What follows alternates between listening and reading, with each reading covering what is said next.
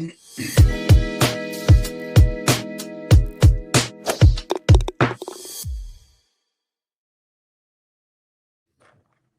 right, welcome to episode number 34 of the Sundowners Golf Club podcast. I am your host, Giovanni.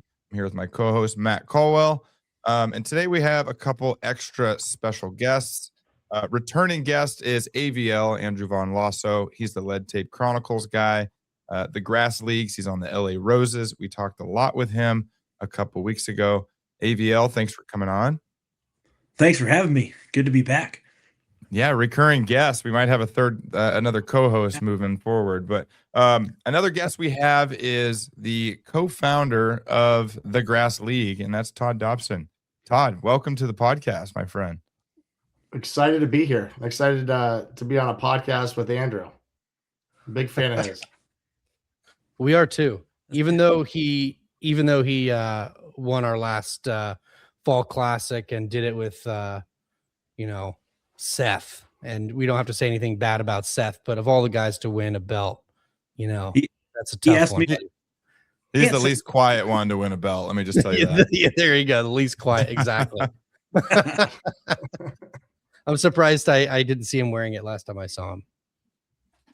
But anyway, Todd, okay. I mean, we chatted for a couple minutes there before we went live, man. Again, really, really appreciate you jumping on here with us. I just kind of want to get a little bit of background about you before we get into the Grass League. I'm really excited to talk about the Grass League. I think this season is going to be really fun. I have questions about the horse race, but we'll get there. So I think you grew up you said Minnesota, right? Is that accurate?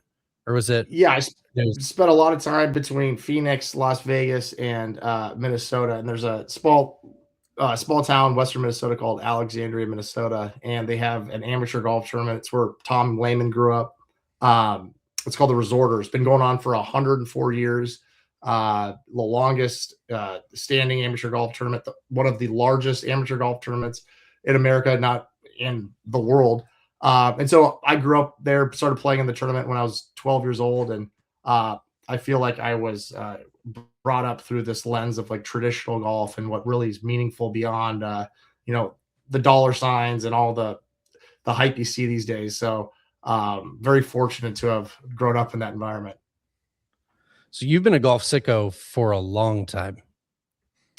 Yeah, and golf sicko, not only from like the playing side of things. Like I remember traveling to Minneapolis to buy the new Adams Golf, like 3-wood that was supposed to change my life. It clearly didn't, but I've been really enthralled with like the stories of the players, the stuff people go through to stay in the game, and kind of when you play golf in western Minnesota in a town of 13,000 people, you start hearing stories about guys that are hustling and driving in town in an Oldsmobile and taking 10 grand off of some guy that can't afford to lose it. And you see this whole other side of golf where you're like, okay, I watched the PGA Tour, but what is this? This is as interesting, if not more interesting than the product I'm watching. I could only watch Ian Poulter put on those crazy clothes every time and being, I don't know if we cuss on here, but a rude individual. Amen. So yeah. So that was kind of the, being a golf sicko. I've kind of veered into the place rather of me winning tournaments. I'd rather talk about Andrew playing for the Roses. Well, this is a sidebar question, but a passionate one that we've had a discussion with a couple times now. What is your opinion on former pro golfers getting their amateur status back? With what you just said, I have a feeling I know the answer to this. I don't know how to answer that question. So what I'd say is, like, how do you think Michael Jordan would respond to something like that? Or like in another sport, Yeah. Golf has created these tiers and these names and these handicaps in order to grow the game, which is great. You go play with your grandma, your grandpa. It's like, okay, yeah, I'll give you 10 pops. That makes a lot of sense. But at the end of the day, when you're a grown up, and it's like, you don't have to go practice. No one's forcing you to go practice. Like Andrew is an incredible golfer because he's dedicated to the game, and I believe he can beat some of the best. Like a guy like Colt Knost going to get his amateur status back. Don't be wrong, a very good golfer, But if he came back today at his current like golfing state, I think Andrew would drum him on a traditional golf course. That's just because he's got too many jobs. He's too successful. Granted, give him a month, give him a year. Yeah, he'll get back into form. But like, I grew up from the perspective of like, put the ball in the hole. I no excuses. That's what I tell my kids. It's like golf owes you nothing. So like to be arguing about amateur status and pro status, it's like this is all just made up stuff, you know? Yeah. And I couldn't come up with a cohesive argument to say why I should be mad at that. It's like, so he's mad at golf. So put it in this, I'll ask you this question. Where's he supposed to play? You have these pro golfers that don't have a place to play in the pro world, you know, like a Colt Knost or Ricky Barnes. They're not going to go chase Asher Tour events and then go try to Monday into a Corn Ferry Tour event because they're in, you know, Ricky's in his 40s now. He's got kids. It's like, he's now forced into a new avenue of life, yet he's not allowed to play in the amateur events. He kind of he's in the abyss. And it's sad to see. That's the purpose of something like the Grass League. You know, of all the arguments for it, that's the one that I don't have a response to. When I was talking to Andrew about it when he was on the podcast, my argument was essentially just kind of defending the mystique of amateur golf. Just from a position of like something that's not really tangible, something that you feel and that you can see when you're there and experiencing it, but you can't put it on paper. You can't really record it. It's just kind of this, the zhuzh or the je ne sais quoi, you know, it's that thing. But we live in the real world. And so it's like, I mean, what are you going to do? You know? So I think oh, go ahead, Andrew. I was saying with how golf is now, we've got so many players that are so great. Like I feel like since 2000, since the call it Tiger effect, we've had people training to be full-time golfers since juniors, and now we're 26 years into that, where we're having a lot of great players that were younger. Then they tried the pro route, and then they're back. They still have they may take some time off. They got burned out, and then they're like, hey, I actually do want to compete again. But we're kind of, it's a kind of a gray area where we're pro. There's a pro area. There's high level AMs. There's NIL for even on all kinds of levels. It's this gray area where it all kind of reverts back to just get the ball in the hole, I'd say. Yeah. No, I think that's probably a really, really, really great argument. Or the statement, just get the ball in the hole, right? I mean, you kind of said something like that last time you were on, Andrew, but anyway, sorry for the diversion. Let me ask you, I love this topic, and I just want to, you know, a follow-up question to that, but a quick statement. It's funny, like the mystique of amateur golf is like there's no money involved, and believe me, I that's what I love. No about official it. money, no official money involved. Exactly, but isn't it ironic that these former pros that aren't making any money want to come back to play in tournaments that don't give money? It's like there's love and passion for the game there. But here, would you be up in arms if like Smiley Kaufman tried to get his status back? Like, guy was in the Masters, like in the final group, and then had a career collapse. You know what I mean? Like where he couldn't break 80 and all this stuff. Like, yeah. The point I'm making is that at the end of the day, golf, it's not as if like because you're pro, you're just going to go shoot 65. Like it's between the ears. And when I asked Stephen Hale on the hitters, I go, what's the difference between a pro and an amateur? He didn't say a word. He just goes, I'm like, I mean, that guy's shot 3 rounds in tournament golf in the 50s and he's an amateur. So it's like, okay, should we force him to be pro? Like, so my whole point is if you start going down those roads, you're going to run into dead ends everywhere and like arguments for the opposite. And you're just going to be, you know, confused. And it's like, at the end of the day, just put the ball in the hole. That's what it is for me. Yep. Hey, I agree. You know, maybe my opinion has changed. G, you saw it here live. You know, I think I like the argument of Smiley Kaufman because you're right. He's achieved more than Colt Knost has in some fashion. You know, his final group in the Masters. I think he was playing with Spieth, and then like you said, he had a total collapse, and then we never hear from him again. Well, of course, now we hear from him all the time on the broadcast. He does wonderful. Like for some reason, when Colt Knost came up with Colt Knost, I think we all kind of felt a certain way. Like, well, wait a second, you don't get to come back and play in our tournaments, buddy. As if he's got some sort of advantage, right? Well, some people he have just became- opinions about Colt Knost, G. I think that might be leaking into, those other opinions. and maybe, but then like my Todd, my first reaction when you said Smiley Coffin, I'm like, well, no, he can come play. Let him play in the USAM, just not Colt Knost. Not I don't know. You name your pro that earned $10-15 million on tour, right? I think there's a certain level of like, well, I don't know, like why don't you let some of these other guys do it? Yeah, Colt Knost walked off the course on his own accord. He was like, you know what, I'm retiring. Smiley Kaufman was like, oh gosh, yeah, you should be in the broadcast booth. And so it's like just a frame of mind, but it's the same concept. So I've gone down all those roads, and I'm like, there's no clear answer to how you do this. And at the end of the day, it's like Andrew could beat any of these guys like on any given day. So it's like, should we penalize Andrew for being good at golf? I don't know. If he's playing against me, yes, I will penalize Andrew for being good. That's the answer to that. Yeah. I'm getting 17 pops. I don't care what the handicaps say. That's what I'm getting.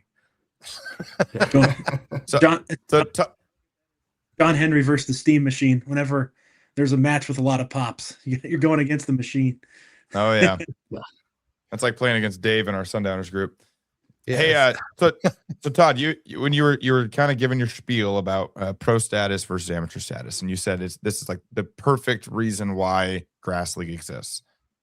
Can you hash that out a little bit? Like I've noticed that you've got some current, some former, some never pros in your league. They seem to be really, really good. How do you think that blends the two, the made up amateur versus pro status? Like what is Grass League doing there?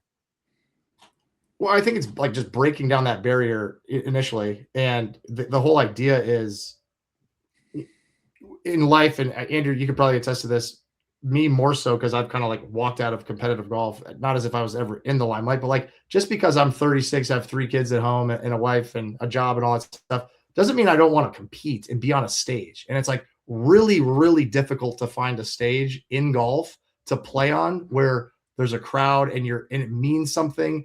It might be on TV. Like those are really, really, really tough to come by. And there's this like gap in talent level. But the ironic part is like in golf, the scoring zone has always been a thing. Earl Woods teaching Tiger Woods, we're going to start in to out. Because if you want to win tournaments, you want to be the best, you got to be good from 150 and in. And when you think about that, par 3 golf has been like shunned as this like easy deal. You got to go play the big courses. And when you look at the big courses, the disparity between, an Andrew Van Lassau and a Dustin Johnson is the fact that, Dustin Johnson's going to have a pitching wedge in on the par 5 and Andrew might have a 6-iron. And then it's like, okay, well, who's actually better? And so not only are we like creating this platform to where anyone, the 36-year-old dad with 3 kids, thinking 2-man scramble, me and Andrew pair up, we can go beat John Rahm and Sergio Garcia. I don't care. Like it's just 150 yards and in. And again, it goes back to put the ball in the hole, but it really breaks down all these barriers. Everyone stands on the same tee box and there's no hiding. There's no hiding. Just go do it and let the best person win. And what you've seen is we've had all these players come play in these events. The Riggs Johnsons of the world who won the Australian Open comes out and finishes like 29th, and Kurt Watkins and Jake Byram win. They're both insurance brokers here in town. You got, then you have like stories like Ryan Ruffles and Gabby Ruffles. It is really difficult to put LPGA and PGA together, put male and female together because of the distance problem. But when you break it down, again, back to the scoring zone, that's what makes the girls so good is they've actually perfected the zone that's the most important. And, here's the effect it'll have. And it makes me emotional sometimes, but like my son, my 6-year-old son will say stuff like, oh, she's going to do what Gabby did, isn't she? Oh, like they see this league as, in my oldest son's opinion, is better than the PGA Tour because you see the emotion, you see the players, and the way they react and the excitement and the way they treat the fans and they treat each other. It's like the way it should be. But the way my kids perceive it is like Ryan Ruffles and Gabby Ruffles. They're the greatest players in the world. Like he'll be like, oh, that guy can't beat Gabby Ruffles. And that's like what needs to happen in this to grow the LPGA is like when people, males especially, start saying, well, no, she's better than me. But like everyone just says, oh, do you think a scratch golfer could beat an LPGA player? It's like, dude, what are we talking about? Like I fluctuate around a 0. You know what I mean? Like if I played Gabby Ruffles on a course, I don't care the length, she'd beat me by 15 strokes and it wouldn't even be close. So like, let's put that to bed. And maybe it takes something like the Grass League to reinforce that and really make that stick in people's minds. But yeah, there's an approach to this. There's a reason behind this. Par 3 golf is harder than any traditional golf courses. And we're putting it out there in a format that should thrive when you put two-person scramble under the lights. So yeah, that's unreal. I think a side piece that as this Grass League gets more popular, because I do think that this is going to continue growing. So thank you for that. But when I play with guys that have, higher handicaps, the thing that's so surprising to me is they stand on the tee box of par 3s and they're thinking, oh, this is a scoring hole. It's like, pal, you're closer to getting a double bogey on this hole than you are any other hole. And so I think what this league will actually start highlighting is, hey guys, par 3s for us normies, get a par and be stoked that you're stroking a 3 on that card and moving to the next tee box, because like you've said, a lot of these golfers are unbelievable, and them walking out of there with pars is in a scramble is still oftentimes an opportunity for them to stay in the game.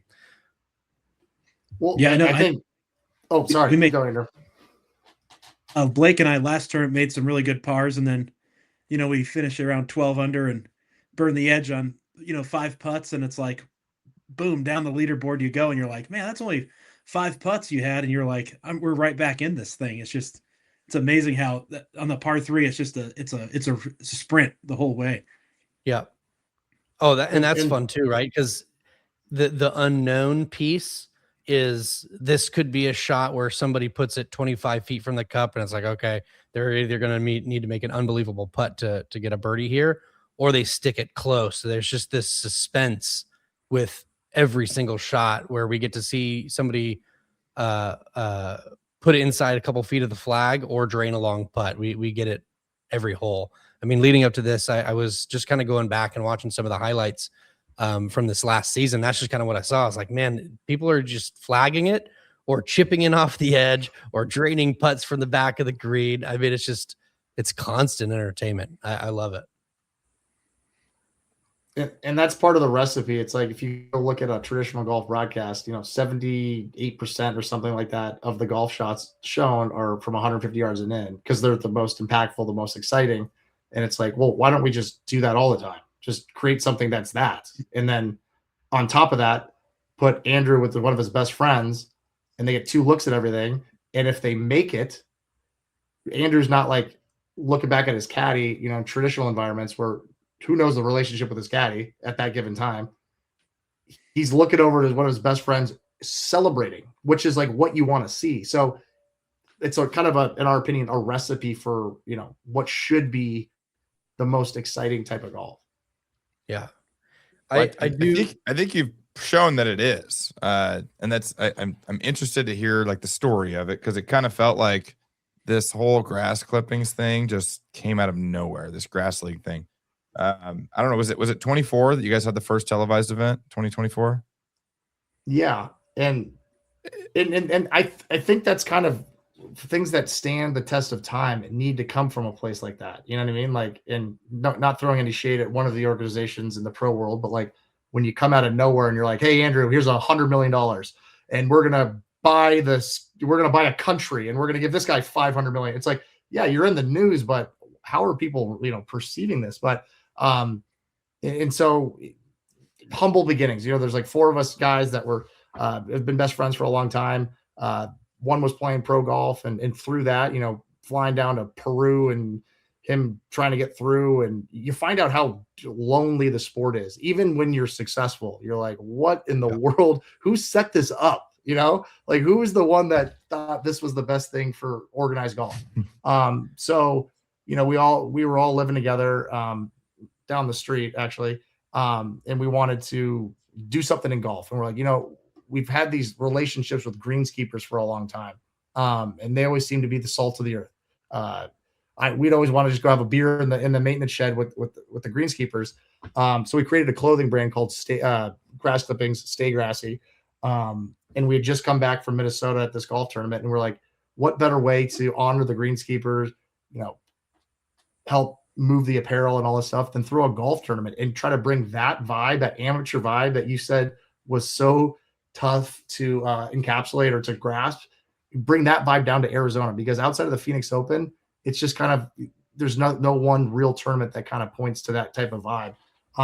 And we'd been playing par 3 golf at the time over at Mountain Shadows. We play in the skins game. We bring our friends out there. We play 2-man scrambles. We do tournaments and all this stuff. And we're like, what is it about this format that is so much fun, but is so challenging at the same time? You got the guy who's a 10 handicap grinding, thinking he's in the pros. Then you have a +4 grinding the same way. And they both have the same mentality about what's happening. Very, very unique and very tough to pull off in golf. So we started the Grass Clippings Open at Mountain Shadows. We did it for 3 years. And after the second year, Mountain Shadows was like, I don't know how long we can do this, guys. Like, you guys are bringing us all this money, but at the same time, we got homes around here. There's 1,000 people out here watching this damn hit and giggle. What the heck happened? And that's when it kind of came to light, was like, we sat in the room we were living in, all 4 of us, and made the comment was, at some point this tournament will be televised. We'll have grandstands and we'll be under the lights. I don't know if that'll be 50 years from now or 5 years from now, but if we just stay on this path, it'll happen. And so after the second year, we realized we need to have some say in our own venue. And so we went looking for a course. So that you kind of led right into one of the questions I had is the place you guys call home had lights in 2023. So what all, if not all of oversight did you guys have of that? Was that all you? Was it happenstance? How'd that go down? Yeah, that interesting story. So the course here in Phoenix is a municipal golf course, but had been just lacking a little bit of love over the course of its existence. And we had a lot of energy, a lot of enthusiasm about what we thought we could do in this space. So we approached the city of Tempe, and we just said, hey, there was no lights on the golf course. It was just a municipal track, few par 4s, and they were losing money as the city was, and they got bigger things to focus on. And we said, hey, we'd love to come in and we'd love to raise money and put money into the property and kind of ignite it with energy and community, and redo the pro shop, the restaurant, put an outdoor bar, put lights up, bring in redo the range as well, and then bring in, back to the roots of our story, a greenskeeper. And the greenskeeper at the time at TPC Scottsdale running the Phoenix Open was a guy named Scott Hebert, who we'd become really close with. And he was at the pinnacle of the sport, in my opinion, like the largest attended golf tournament. He's in charge of all of it. And we were out to dinner one night. We're like, hey, so we're going down this path of getting a golf course in Arizona. I think we're really close. The most important hire is going to be the greenskeeper. And we don't want to offend you. The last thing we want to do is offend you. We want to ask you if you want to do it. And when you say no real quick, can you suggest someone? And he's like, no, I want to do it. I love it. And we're like, what? He's like, no, I'm all in. And we're like, he's like, I believe in the vision. I'm like, wait, is this real?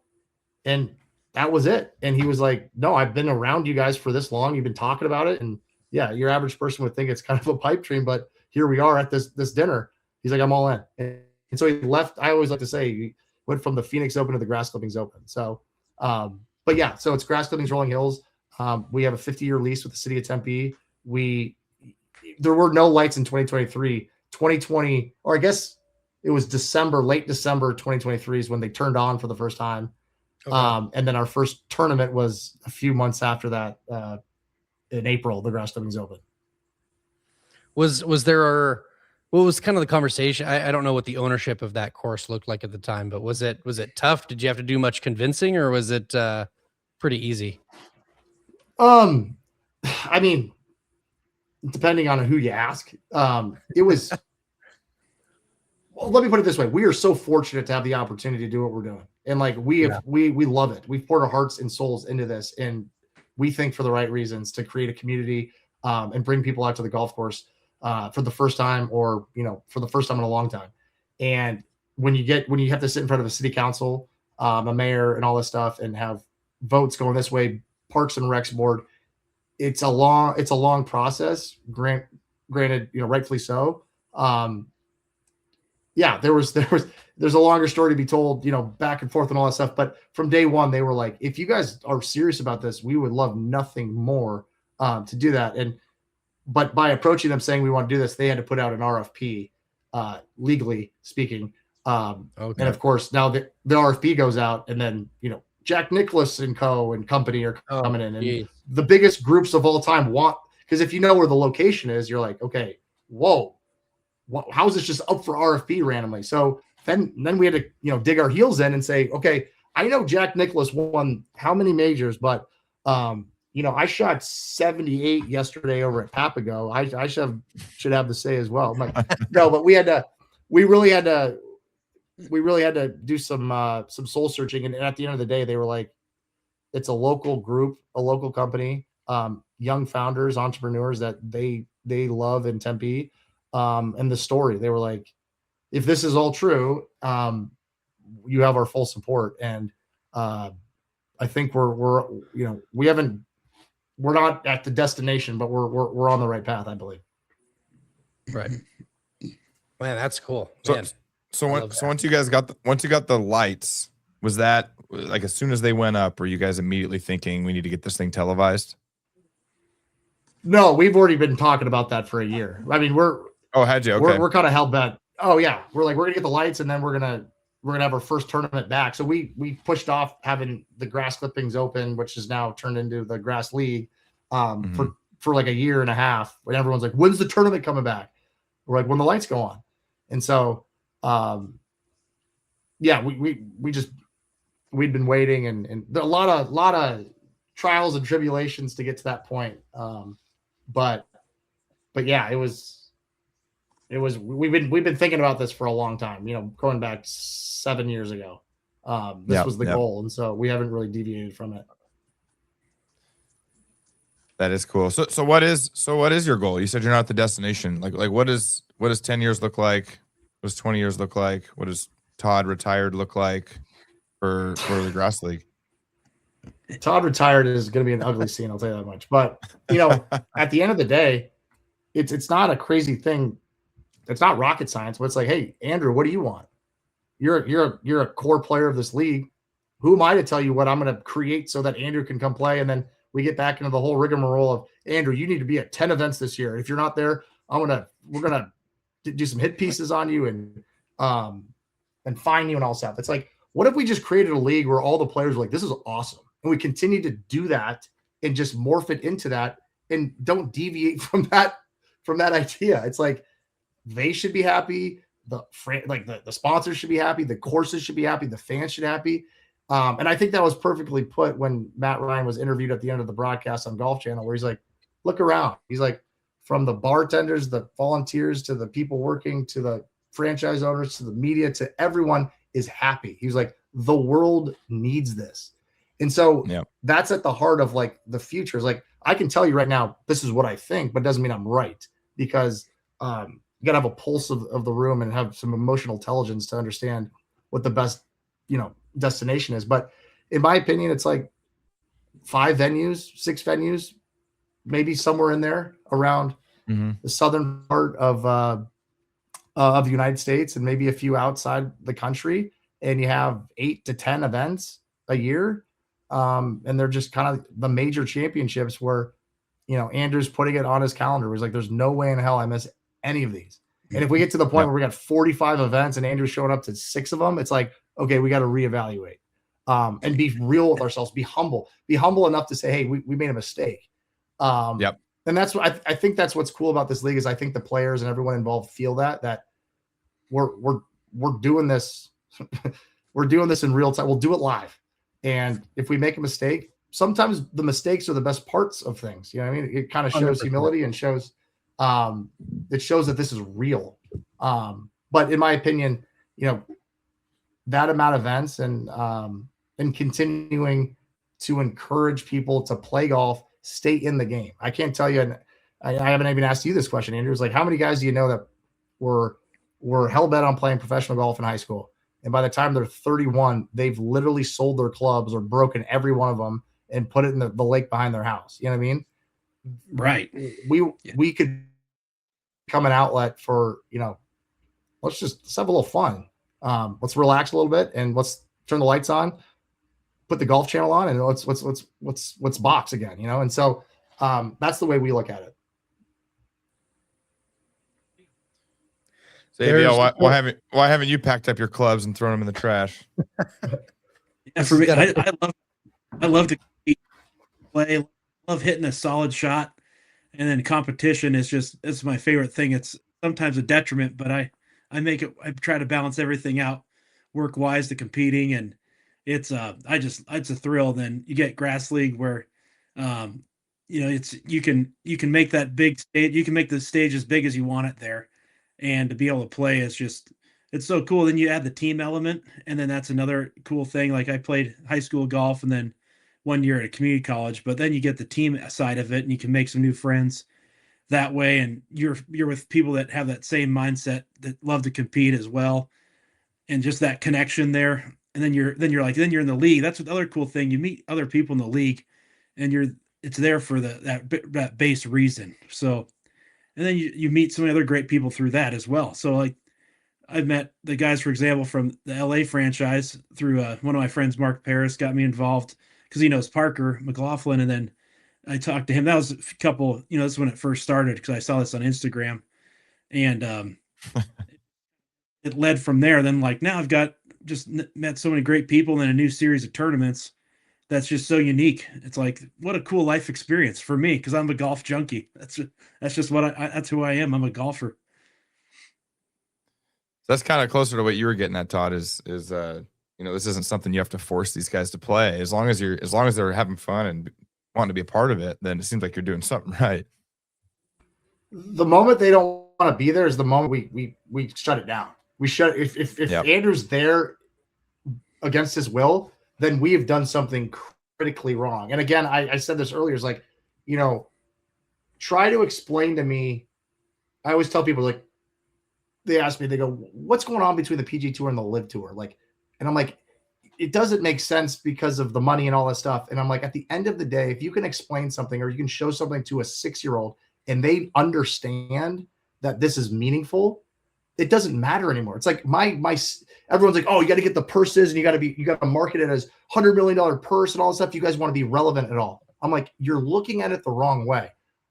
My son, me included, he doesn't know the difference between a dollar and a peso, let alone $10 and 10,000 or 100 million. So it's like he shows up at the golf course for these tournaments and he sees guys like Andrew Von Lassa or his partner Blake, who makes a chip and putt and goes running across the green and fist pumping. And my son immediately is like, okay, what is happening here? I'm kind of all in on this stuff. And that's what it's all about. It's like, if everyone's in this collective idea and they're for the right reasons, like there's nothing that can stop it. And to try to do shortcuts and do, you know, quick fixes and stuff, that's easily identifiable. And to what Andrew was saying, everything he explained was at the root of why we wanted to do this. Is, you know, it's more than golf. I mean, that's kind of cheesy to say, but it really is. And that's why I'm so in love with it, and have pretty much risked it all just to make this par 3 lighted golf league something to last 100 years is what I like to say. Well, to your point, Todd, is, I mean, what's the classic phrase, right? History repeats itself. Like the beginning times of golf, the best amateur golfers were the most popular golfers. Pro golfers, you'd go pro once you were starting to get kind of forgotten about, right? You'd go pro, but the amateur tournaments was where everybody kind of racked and stacked each other. That's how they determined who was truly the better golfer and versus not the better golfer, right? And so I think the market of golf right now is getting to a point now where it's like, okay, the PGA Tour is established. When they started out, to their credit, it wasn't about the money either. That it was about just winning the tournaments and being the champion. It had nothing to do with the money. And now the PGA Tour is well established. They have all of the income you could ever dream of. And I think that there's a huge market of golf fan who is looking for the excitement of just watching people play for the passion rather than the dough. And I said this on our podcast, I mean, a couple months ago, that I think the thing that the Grass League is touching is, one, it's a different type of golf, right? The PGA Tour has stroke play kind of hammered out. They have it figured out. The Grass League is looking at it a little differently. Like, most of us go out when we're out with our buddies. If there's 4 of us, we immediately are pairing up and we're immediately determining, are we doing a match play? Are we doing scramble? Are we doing best ball? What are we doing? Right? Like, it's rarely 4 bros out there playing individual stroke play event. It's usually some sort of team event. And that's how most golfers are playing. And so the Grass League is like, I've got this. Like, that's exactly what we're going to do. We're going to do team scramble on the most exciting hole in golf, which is 150 yards in. And the cherry on top is it's for the passion. You can feel it. And if you like golf, it's really easy to identify why they're out there doing it. Yeah, that's one thing I like about grass. There's so many great players you were saying earlier, where in the Grass League, I'd say most players are known in their local region. It's like you're getting local legends playing in this league that's in Arizona, and all eyes are on that. So 2-man teams, you're getting each player, their own reach is all in, and then that just spreads throughout a region. Yes. Playing at a course where you're like, oh, that guy shot 63 today. Like, you hear that's like the talk in the post-game show and after playing. Well, I haven't heard of him. It's like, oh, you haven't heard he shot 63 here like 10 times before. And you're like, who's this guy? And then there's just opportunities like for the Grass League. Like, I met one guy, Tori, he's on the Hollywood team. It's like he's like Tori Edwards, but he's playing tournaments where he shot 58, 59, shot 60, like these low scores. And you meet other guys that are like, well, I haven't heard of this guy. Well, he won this tournament. This guy played at ASU back in the day. Like, these guys are all just so many great players. And just because you're in your own region, they're everywhere in this place.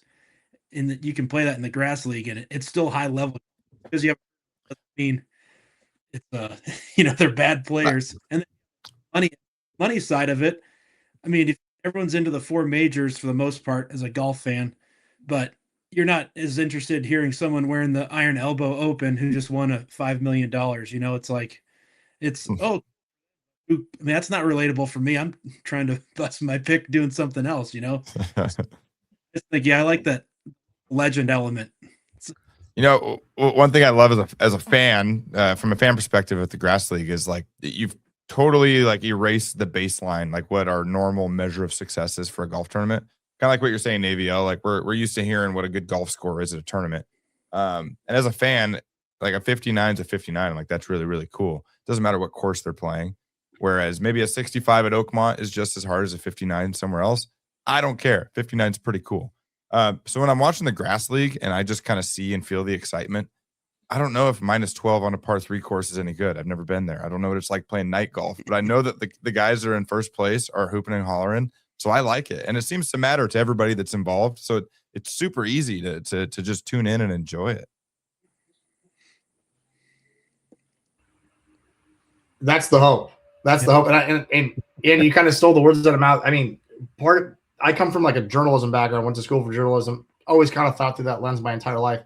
And as a journalist, regardless of what you're covering, you're always looking for the story that hasn't been uncovered yet. You know what I mean? And it just so happens that there's like this breakdown of information in golf where it's like some guys just down the street at this course who shoots 61 every day, and he like has this crazy folklore story about him where he came from, and you're like, wait, why is there not a statue at this course about you? It's like, no one even knows who he is.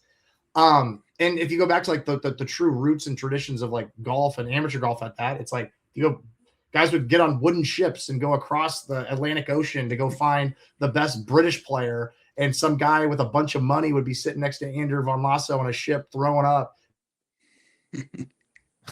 Like, okay, we're going to play for this much and we'll split this. Like, when you think about those stories where the roots of golf come from, it gives you chills. Like, it's unbelievable. So in a way, the Grass League is trying to go discover those players. And the way, Andrew got discovered, I remember being in our office one day, and, the Roses are signing Andrew Von Lasso. I'm like, who the hell is that? And I'm like, then I go down this rabbit hole. I'm like, good.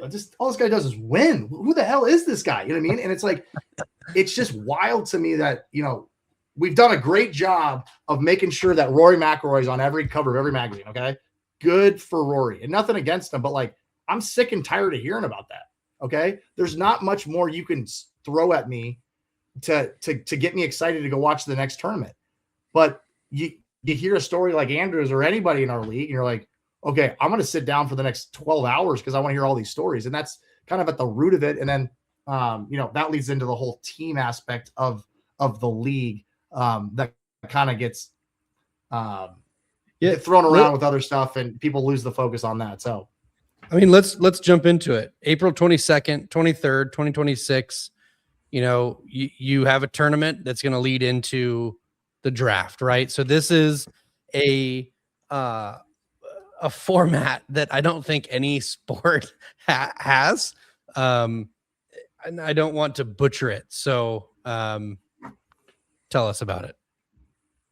So kind of back to the whole wooden ships and, Andrew Von Lasso throwing up over the Atlantic Ocean. It's like the whole idea is that, back in the foundation of golf, you had these guys that didn't have a seat at the table, the golf table per se.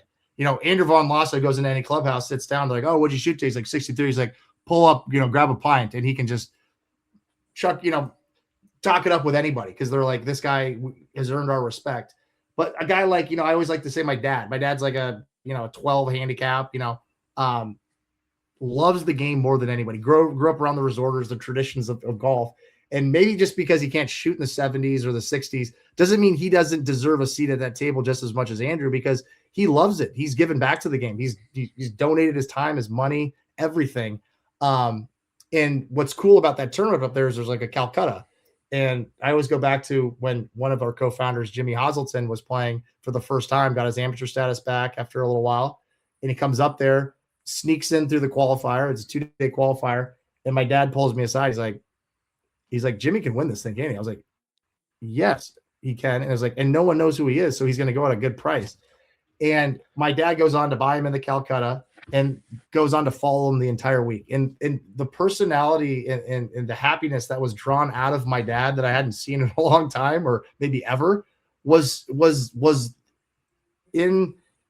everything we were trying to build with the Grass League. Was now you have Jimmy worried and like worried about letting my dad down in this amateur golf tournament in Western Minnesota that he's never been to before. And my dad's driving around the golf course like he owns the place. He's like, hey, round of beers, we're on the tee here. He's like, Jimmy, get up there now, like yelling at Jimmy to do stuff. And I'm like, this is not only like comical, but it's like beautiful play how this is playing out. And so everybody wants a taste of like to be a part of great golf. And on the other side where the golfers are, they're flying off to Guatemala to play in the Guatemala Open by themselves, looking for a caddy on the first tee box. And, if they play well, they go back to the hotel by themselves. They miss the cut. They go back to the hotel by themselves and call their wives and say, I'm coming home in a couple of days. It's a pretty miserable existence. And so with that being said, it was like, okay, well, how do we rethink this and everything we have going on? Wouldn't it be pretty cool if we brought in not the best golfers, unless you're, a Wyndham Clark who owns the San Diego Munis and, can't play, but you brought in people that love the game of golf and feel like they're back on the wooden ship going to find their players. And they're like, rumor, I just got a letter in the mail about a guy named Andrew Von Lasso. I mean, that's a great name if you've never met the golfer. who lives up in Washington and doesn't come out very often. But if we can get him to come play, I think he can win for us. Like, those are the types of relationships and stories we're trying to build. And I put myself in a franchise owner's shoes. I can't think of a cooler thing in my entire life than going to field a roster of 10 players and then showing up to a tournament and there's a qualifier and then there's a draft and I get to draft 2 more teams or 4 more players. And then the next day we click in and the season starts. Like, if you want to get a 36-year-old, again, with 3 kids at home, a mortgage and everything in a job, fired up, you give me the keys to that and put a name behind it like the LA Roses. I mean, what a sick name, by the way. What a sick name that is. Yeah. And he's got a pretty cool owner, to be honest, too. Is also the manager of the Los Angeles Dodgers. So yeah, not too shabby. Well, we did a couple months. Well, after the Ryder Cup, we did a little, who should be managing the U.S. Ryder Cup team, and Dave is who I said should be managing the U.S. Ryder Cup team. By the way, a little sidebar. I thought he was the perfect fit. When his name popped in my head, I was like, I actually think that this is a legit option. The other sidebar is, if you ever run into Wyndham, being a fellow Littleton, Colorado guy as Wyndham is, him hosting a team out of San Diego, I'm like, dude, Denver's right there. It's an option. You're from Colorado, buddy. But anyway, that's a side piece. A little jealousy that Denver's not represented by a Denver guy. We'll get a Denver teams at some point. I'm sure. I'm sure. I have a question about the teams. Has it always been like these large kind of metro city? I don't want to say sponsored, but like these large metro city teams? Were they original kind of just like local teams that people made up, and then eventually you guys made them into these franchises? Or tell me about like how the league or the team thing even come about. Yeah, I mean, we came up with the franchise idea where it was kind of, again, back to the whole idea of someone owning a franchise and going to find these golfers. Like, there's something mysterious and cool about going to find the guys like Andrew around the country and bring them together to hopefully, beat the Russians in 1980 on the hockey rink. You know what I mean? It's like, it just feels like that. Not looking for the best ones, Craig. I'm looking for the right ones. But so when we went out to sell the initial franchises, we were like, we want the right key individuals involved. Like, it takes a certain person with a certain background to own these franchises to really cement us, with all the things that were going on in golf and all the infighting and all that. It's like, we're going to have a some guys that are willing to get in the foxhole. So we went out and found certain people, and, certain people were from places, and we want to tie it to their roots, because then they're even more passionate about it too. Granted, Wyndham Clark's not from San Diego, but he's a part of Municipal, who is. I had to. I'm sorry. I had to call it out. I feel you. But so we were like, okay, does this person check the boxes of whether or not? Look at that! Look, the cats. I got an intruder. Sorry, I got my daughter and my cat are just all over this thing right now. I love it, but but we just said, where are you from? Like, where's your roots? And then because you tie it back there, make it meaningful to that person even more so. And maybe one day there might be a blighted par 3 golf course in that town. So if you build it, they will come, as they say. I tell you, what we said is kind of meaningful to me. I think we were texting before we got onto this podcast that I was doing a thing down in Jackson Hole with the Arizona Desert Dogs.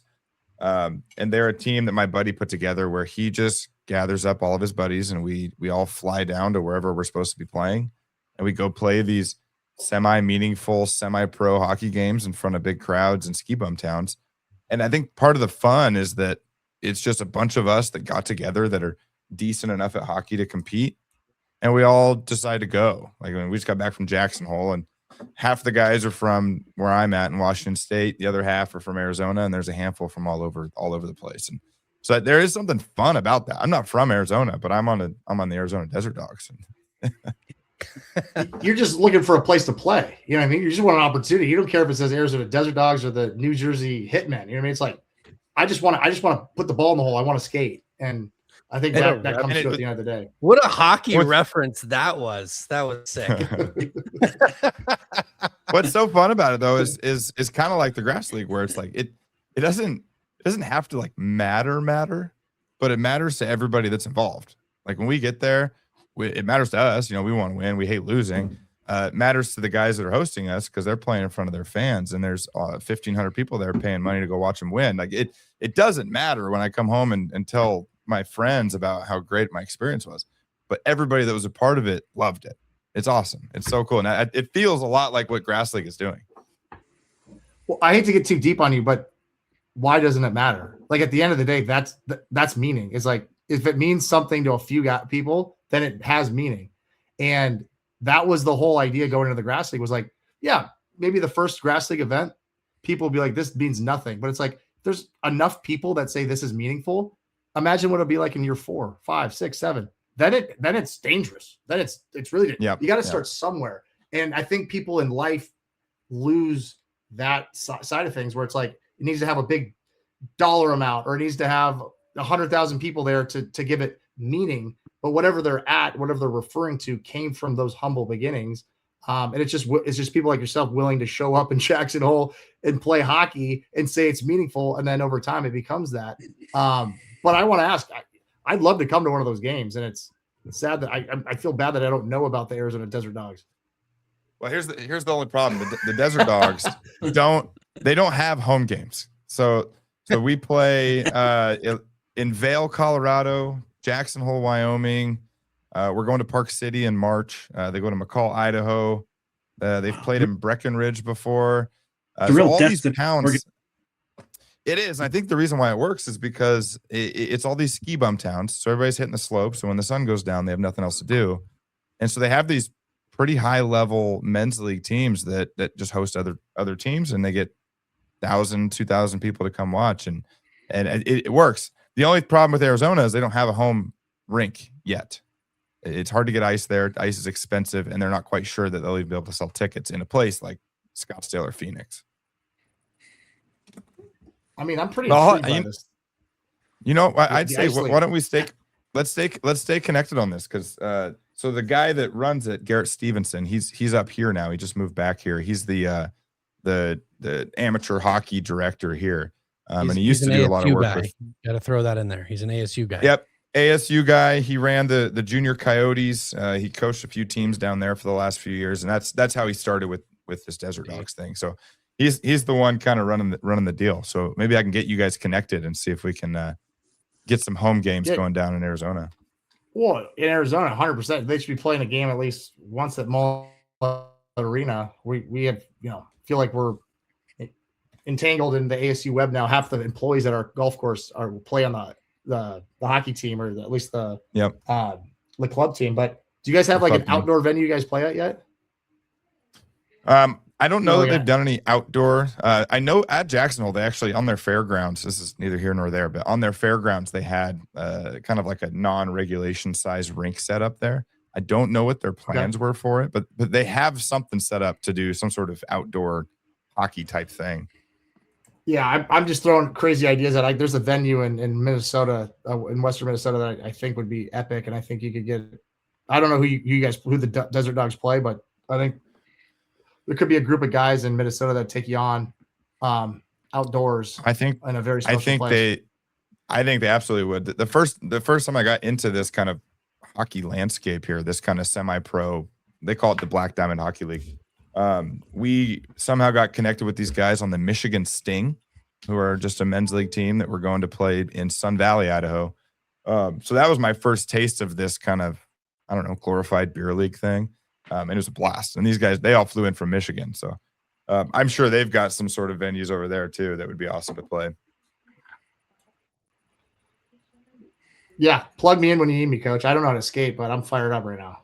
That sounds awesome. There you go. Absolutely. See, those types of stories, like you say, it doesn't mean anything. I'm thinking to myself, you guys are flying to ski towns and padding up and playing in front of locals. I mean, the world is missing romanticism in sports. It's like they all make movies about it, but they're all afraid to do it. And well, maybe that's my point. When I say it doesn't mean anything. When I say it doesn't mean anything, you guys know what I mean, right? I'm talking to guys that know that it means something, right? But when I'm talking to my mom and she goes, "How was Jackson Hole, sweetie?" I go, we lost in overtime. She's like, "Oh, that's too bad. Sorry to hear that." Huh? Like, she doesn't care. So it doesn't matter. But you guys know it does, right? Right. So no, I'm with you though. It's like there's no reason why it can't matter to other people also, right? And I think Grass League is kind of getting a little bit closer to that, where it doesn't only matter to the guys playing, the volunteers there, and the fans watching. It kind of matters to me too, as I'm sitting at work watching it on Peacock. It's fun, and I think that the more you can make it matter to people outside of those involved is you're on the right track. Yeah. Again, back to the 6-year-old test. Like, if I took my son to one of your guys' Desert Dogs games, he'd say, "Well, this is the NHL, right, Dad?" Like, he wouldn't know, but the way you guys are, if it's meaningful to you, then it's meaningful. You know? Absolutely. So, I mean, it's such a fun experience. You honestly, you'll have to get out to a game whenever they're, gosh, I don't even know what the closest place to get to is, but they don't go to boring places. I'll tell you that much. Yeah, I'll travel for sure to see that. They're stinking fun. You got people with jerseys on of the home team. You got kids asking for autographs. It's so fun. So fun. That's awesome. Speaking of kids, before I forget, my daughter's, she's been kind of in and out watching me do this podcast. She's been excited for this one. She wanted me to show you and AVL this pickleball. We found it on the golf course. She glued it to a rock. It's a pickleball. That's all. Hey, that's great. Okay. Wow, that's good. That's got a lot of meaning there. Yeah, that's right. That's right. Pickleball. What's the segue from pickleball to horse race? What does that segue look like? Both are really good. Yeah, I do love pickles. Maybe for shame, but I bought a jar of pickles a couple days ago, and I've since eaten the entire jar of pickles in 2 days. Not uncommon. No judgment. Hey, I need no judgment from any of you guys on this screen. But anyway, I was looking at the schedule for Grass League this year, right? I mean, we have a lot of the stuff that we saw last season, but I mentioned it early. The thing that caught my attention was a TBD horse race. I mean, what? We're gonna have a horse race, and it's probably I'm assuming gonna be televised. There's a committee that's in charge of organizing all this stuff, and they're ironing out the finer details. So I'm not at liberty to say, and we kind of like this committee in particular likes to have a little bit of some of the unknown. So Andrew Von Lasso wakes up one morning, he's like, "We're doing what?" So there's kind of a mystique to it, but yes, there's a lot of different things kind of in the works, and kind of just keep people on their toes. We'll do it live. This is a young league that is just led by pretty much passion and the desire to create events where guys like Andrew are fired up. So we don't have to really adhere to some crazy rules or organization. So we relish the opportunity to make it exciting and fun. So maybe your next podcast in like a month from now, you can interview the committee on that. So there you go. Give us contact and we'll make it happen. For stuff we can't talk about, I know we added you guys. I say we, like I was part of the team. There's a team in Las Vegas now. Did we add any other cities to the roster, or is just Vegas? It's just Vegas, and there's some swirling discussions going on about another franchise coming about. Okay, and there's two very interested parties on different locations, which makes it exciting and would be very, very much newsworthy if they were to sign the deal. But Las Vegas action. It's as I said at the last tournament, it's kind of the inflection point of the league. We're always building this, and you got to believe. It's but it just took something like that to where now everyone's like, oh shit, this is real. And the ownership group coming in now is, there's no messing around, and this league's going to get real fast, and going to get a lot more fun. Nothing's going to change, fundamentally, but it's just going to be, it's just awesome. We're turning into chapter 2 of the Grass League, and there's a lot of fun stuff in the future. Yeah. Is there some locations? I know we've seen golf played in Arizona. We saw golf in California. Do we have some more locations coming up that we're looking at that we might be playing at? What does that look like? Yeah. So, I mean, I think it's worth talking about, part of the whole idea when we started was this idea about lighted par 3 golf. And if you look at like a country like South Korea, there's 120 lighted full length golf courses throughout. I think I read 131, 137, something like that. Yeah. Yeah. It's just like customary over there, granted the reasons for that must be much different and everything, but like, that's just normal over here in America where, the land of the free, where we do everything and we're the biggest innovators. Apparently we haven't caught on to that trend. And there's only, we were the 19th or 20th course to come online that was a lighted course. But like, when you look at that list, it's tough to like distinguish what is and what isn't, because, some courses have like 6 holes, some don't have a greenskeeper, some the lights work half the time. Some are like in the middle, so far in the middle of nowhere that it's like, damn, whoever's running that place deserves an award. So when you break it down, there's not very many. So it was always like a problem and an opportunity in its own right. So it's like, yeah, we're starting this league. It's like, imagine if the Major League Baseball started and everyone showed up in Omaha, Nebraska. Like, we're going to give this thing a shot. Got all these teams, 10 teams, 12 teams, whatever it was. And they do this tournament round robin, put it on TV, and everyone's like, that was awesome. We should do it elsewhere. And they're like, okay, where should we go? It's like, well, this is the only stadium. And that's kind of like the mindset is, we're not trying to solve all the problems on day one. Certain organizations go out there and think they have all the answers, but it's like, we have a thesis, we have an ethos, we're sticking to it, and that should guide us and make us make the right decision. So, to answer your question, there are discussions about more lighted golf courses, and it sounds like we are very close to having the second grass league affiliated lighted par 3 golf course coming online within a year in a very interesting place, especially with the hat that Andrew's wearing. So if that's any indication, would be really, really cool. And if you think about that, and then our new the new ownership groups coming in, they're saying, well, why wouldn't we build a golf course? Because there seems to be a template there in Tempe for lighted par 3 golf. And there so happens to be these events and come through town. And that so it's all just kind of happening naturally. But to answer your question, California is a beautiful state. So maybe one there, maybe one in Las Vegas, maybe Nashville, maybe Florida. They seem to play a lot of golf over there. We have a Tampa Bay Swamp Dogs team, and they have an alligator that's their mascot that lives in North Scottsdale right now. So maybe they can find a new home for him back in Tampa Bay. So the amount of people I've seen startled by that alligator at the tournaments, it's quite a few walking along. Oh, that thing's real.